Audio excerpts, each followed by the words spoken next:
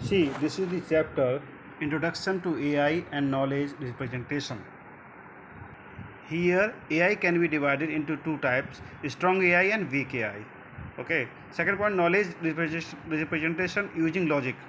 So, knowledge representation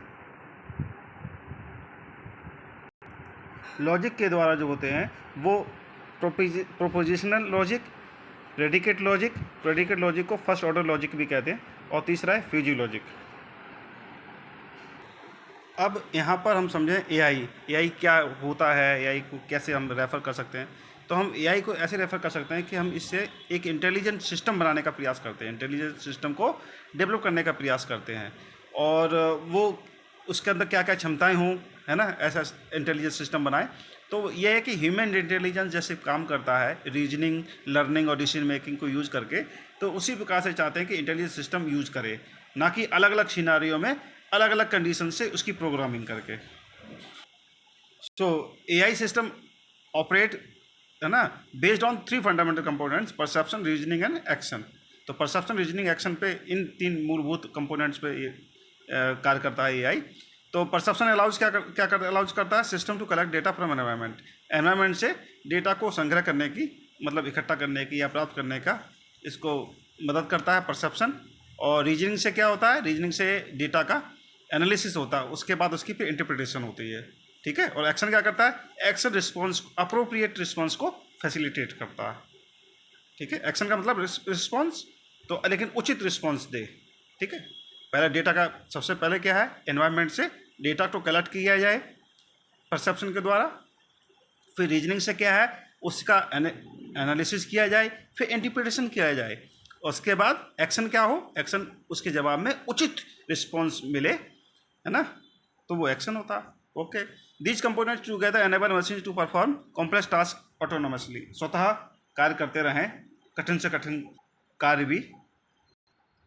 AI systems are designed to simulate human cognitive functions in a structured and efficient manner.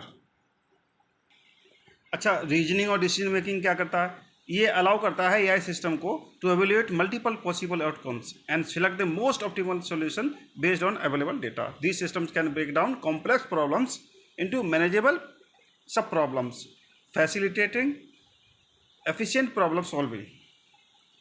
अब इसमें adaptability and automation क्या होता है, इस ये जो है की करेक्टरिस्टिक्स होती हैं that enhance productivity.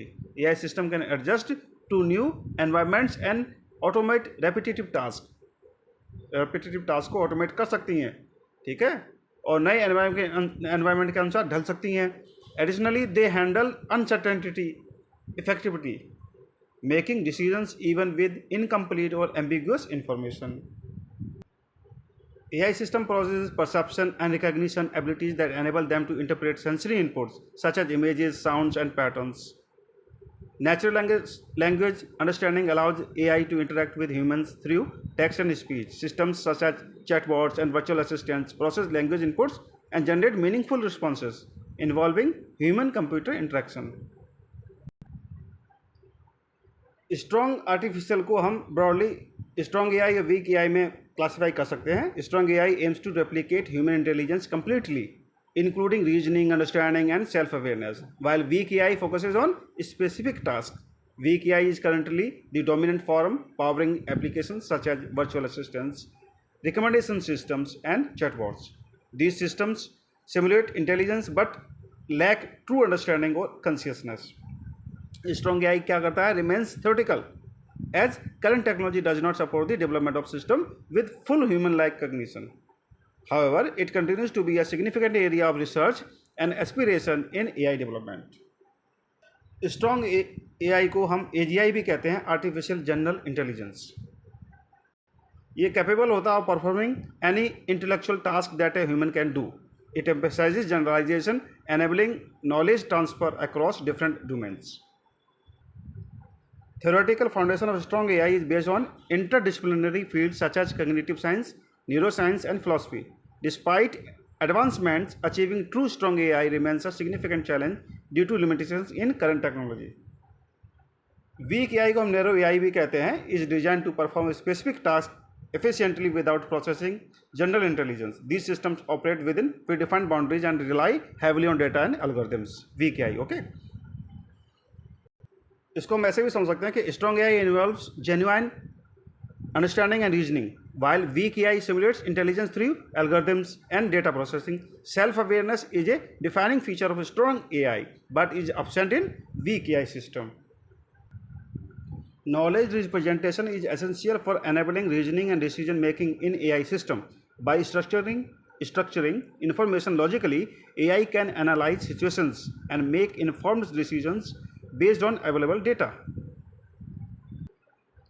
Knowledge representation and logic form the backbone of AI system, enabling structured storage and reasoning.